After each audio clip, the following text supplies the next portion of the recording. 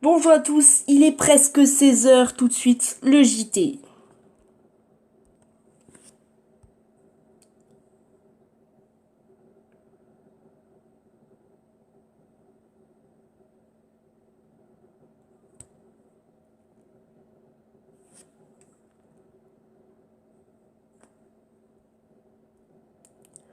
Au sommaire de ce journal, aujourd'hui, interruption de Nice-Marseille, que s'est-il passé? Le premier succès de l'OM cette saison est terni, la rencontre entre Nice et Marseille, 1-2 interrompu à cause des banderoles homophobes. Réchauffement climatique, les prévisions inquiétantes d'un projet de rapport de l'ONU. Regardez ce reportage.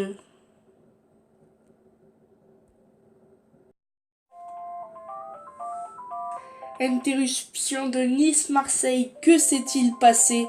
Le premier succès de l'OM cette saison est terni. La rencontre de Ligue 1 entre Nice et Marseille 1-2 a été interrompue une dizaine de minutes après des banderoles et des chants homophobes en tribune, en plein combat des autorités contre l'homophobie dans les stades.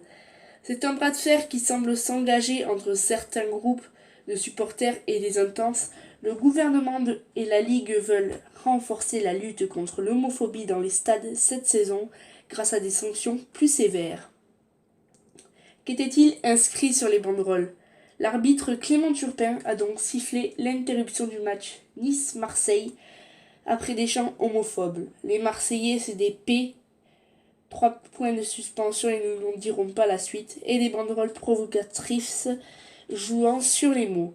Bienvenue au groupe Ineos, le nouveau propriétaire de Nice qui possède aussi une équipe cycliste NDLR à Nice. Aussi, on aime la pédale, était-il inscrit sur l'une d'elles.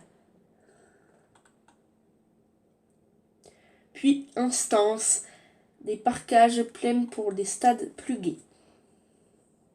Marlène Schiappa félicite l'arbitre.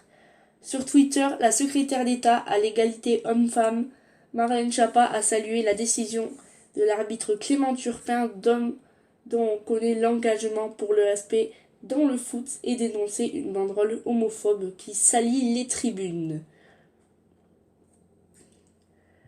Ce que dit Marlène Schiappa.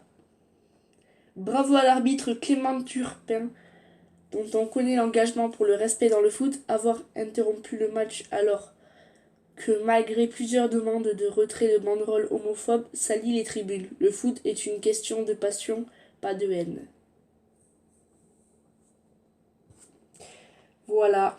Le ministre des Sports, Roxana Marcinanu, a également réagi à cette décision sur le réseau social.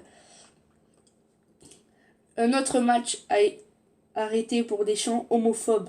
Il faut continuer d'affirmer que l'homophobie et le racisme n'ont leur place dans la rue, ni dans les stades.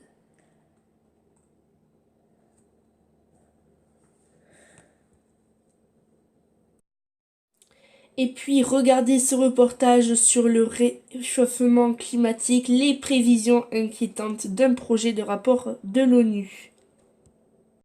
50. Le groupe d'experts du GIEC prévoit, entre autres, que de nombreuses mégapoles pourraient être frappées d'inondations chaque année. Selon le scénario le plus optimiste d'un projet de rapport de l'ONU concernant le réchauffement climatique dont l'AFP a pu obtenir les premières grandes lignes, une hausse de 2 degrés de température provoquerait le déplacement de 280 millions de personnes sur le globe dû à la hausse du niveau des océans. De plus de l'augmentation de la fréquence des cyclones, de nombreuses mégapoles pourraient être frappées d'inondations chaque année à partir de 2050, ajoute encore ce texte du groupe d'experts intergouvernemental sur l'évolution du climat GIEC.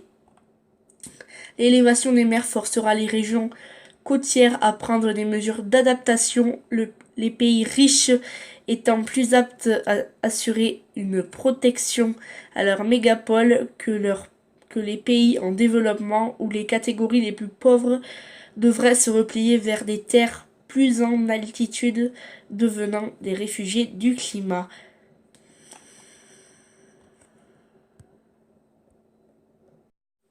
Et c'est la fin de ce journal. Merci à tous de nous avoir suivis.